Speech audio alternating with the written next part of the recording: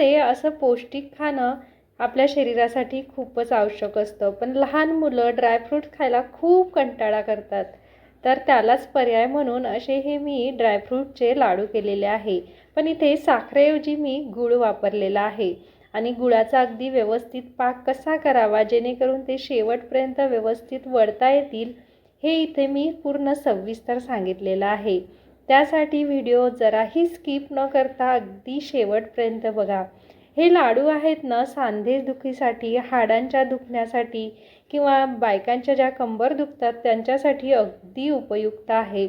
आणि ज्यांचं वय वाढीस आहे, लहान मुलांसाठी तर अतिशय पौष्टिक आहे आणि पचायलाही अगदी हलके असे आहेत.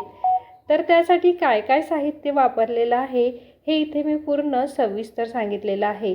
त्यासाठी व्हिडिओ जराही स्किप करू नका. जर श्रुतीज कॉर्नरला सबस्क्राईब केलं नसेल तर सबस्क्राईब करा आणि शेजारील बेल आयकॉन प्रेस करा, जेणेकरून माझे नवीन व्हिडिओ तुम्हाला सर्वात अगोदर बघायला मिळतील. तर इथे बघा, मी 2 चमचे साजूक तूप घेतलेलं आहे. त्या साजूक तुपामध्ये मी हे 50 ग्रॅम बदाम असे छान खुरपूस होतील तोपर्यंत मध्यम आचेवरती भाजून घेतलेले आहे. तर हे बदाम आहेत ना, असे छान वाजायला लागतात आणि यांना मध्ये मध्ये अशी क्रॅक जाते, तेव्हा समजावं की छान असे हे भाजल्या गेलेले आहेत. तर बदाम, काजू हे ऐच्छिक आहे, तुम्ही आवडीनुसार कमी जास्त सुद्धा करू शकतात. आता बदाम आपले छान भाजून झालेले आहे.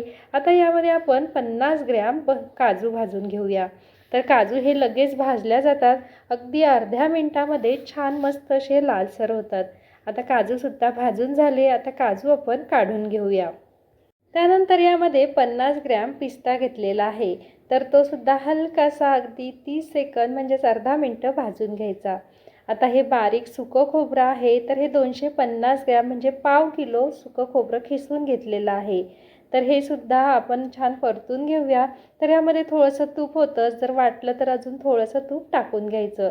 आणि हे खोबरं भाजायला खूप जास्त वेळ लागत नाही, अगदी लगेच भाजून होतं. तर खुरपूस अशा रंगावरती याला आपण भाजून घेतलेला आहे. आता छान मस्त हाडांना बळकटी यावी यासाठी मस्त आपण यामध्ये खारीक टाकणार आहोत.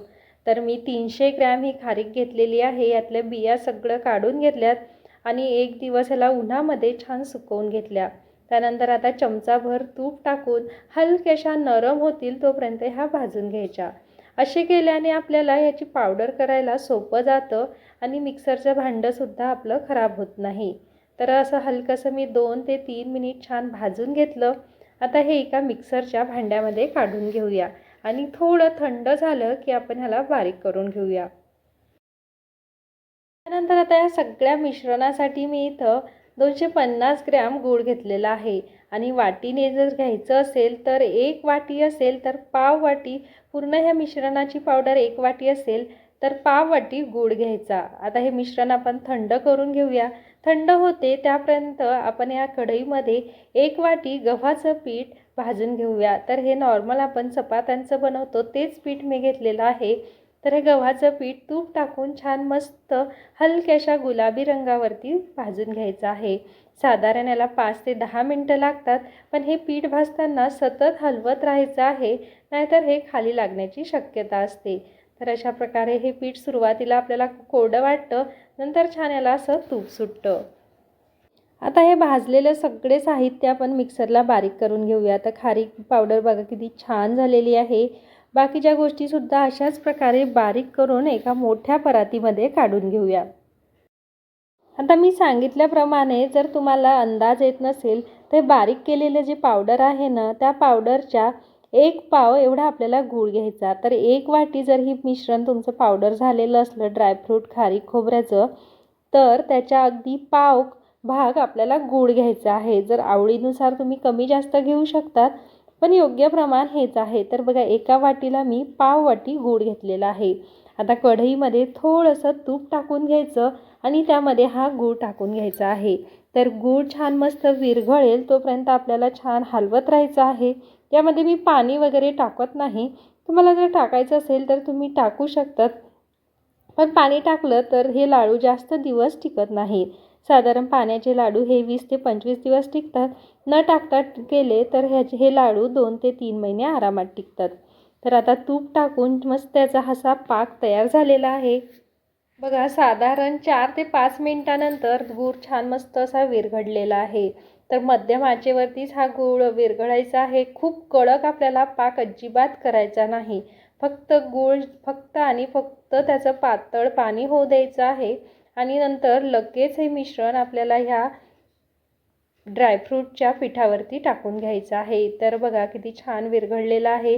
लक्षात ठेवा, ही कृती खूप महत्त्वाची आहे. खूप कडक पाक आपल्याला अजिबात होऊ द्यायचा नाही.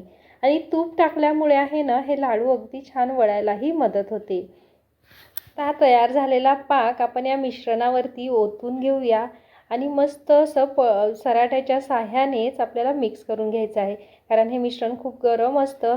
तर सराट्याच्या साह्याने पटापट मिक्स केल्यानंतर थोडंसं नॉर्मल कोमट झालं की पटापट याचे लाडू वळून घ्यायचे आहे. आणि तुम्हाला जर एवढं साऱ्या सामानाचा अंदाज लवकर येत नसेल करायला, लाडूचं पीठ थोडं कडक होत असेल, तर थोडं अर्ध्या सामानाचे करायचे. म्हणजे अर्धा पाक करून घ्यायचा, अर्ध्या गुळाचा पाक करायचा आणि अर्धं सामान टाकायचं, पुन्हा अर्धा गुळाचा करायचा आणि अर्धं सामान टाकायचं. जेणेकरून तुमचं घाई गडबड होणार नाही आणि लाडूसुद्धा छान वळल्या जातील. एखाद्या वेळेस जर शेवटचं पीठ कोरडं तुम्हाला वाटलं तर कढई हलकीशी पुन्हा गरम करायची. हे पीठ टाकून हे सगळं मिश्रण गुळाचं आणि ड्रायफ्रूटचं टाकलेलं आणि परत लाडू वळायला घ्यायचे. तर खूप छान वळल्या जातात. तर अशा प्रकारे बघा किती छान लाडू माझे हे वळून झालेले आहेत आणि कुठेही असं कडक मिश्रण झालेलं नाही. जर तुम्हाला वाटलं की वळताच येत नाही तर थोडंसं किंचित तूप टाकलं तरीही चालतं. तर बघा, अशा प्रकारे सगळे लाडू माझे वळून झालेले आहेत. तर साधारण मला या सगळ्या सामानासाठी माझं एक पावचं सामान होतं आणि 50-50 ग्रॅम ड्रायफ्रूट्स होते. तर त्यासाठी मला साधारण 1 पावभर साजूक तूप लागलेलं आहे आणि 1 पाव गूळ लागलेला आहे. तर अशा प्रकारे जर तुम्ही लाडू केले तर तुमचेही कधीच फसणार नाहीत. मी सांगितल्याप्रमाणे जर तुम्हाला जास्त पावडरचा अंदाज येत नसेल तर अर्धा पाक करून टाका, जेणेकरून तुमचे लाडू छान वळल्या जातील. तर माझी ही रेसिपी तुम्ही नक्की ट्राय करा आणि या हिवाळ्यात हेल्दी राहा, फिट राहा आणि खुश राहा. जर रेसिपी आवडल्यास लाईक करा, शेअर करा आणि कमेंट करा. चला तर मग पुन्हा भेटूया नवीन अशाच एका रेसिपीसोबत.